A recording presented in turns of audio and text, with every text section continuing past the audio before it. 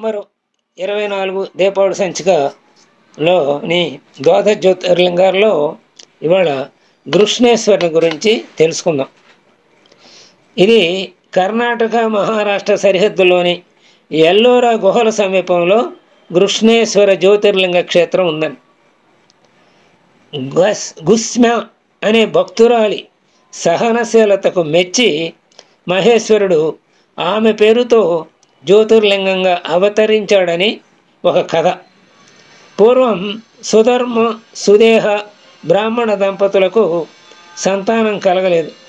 సుధర్ముడు సుదేహ ఆమె ఇద్దరు అన్నమాట దంపతులు.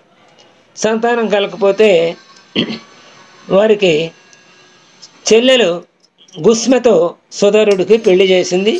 అవి అంటే మరదలను కూడా చేసుకున్నాడు.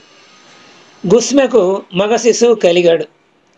అది అక్క సుదేహకు కంటగింపైంది. మళ్ళీ సంతానం లేదని చెల్లెల్నిచ్చి పెళ్లి చేసిన తర్వాత చెల్లెలకి సంతానం కలిగితే మళ్ళీ అక్కగా అసూయ ఏర్పడిందనమాట. ఒకరోజు అందరూ ఎవరి ఇంటి పనుల్లో వారు నిమగ్నమై ఉన్నప్పుడు ఆమె శిశువును మొక్కలుగా నరికి బావిలో పడేసింది. అక్కగారు అన్నమాట. శివభక్తురాలైన గుస్మ లింగార్చన ముగించుకుని బావి దగ్గరకు రాగా శిశువు శరీర భాగాలు నీటిలో తేలుతూ కనపడ్డాయి. మూర్ఛిల్లింది. ఆమె తిరిగి కోలుకునేసరికి కుమారుడు సజీవంగా కళ్ళ ముందు కనిపించాడు.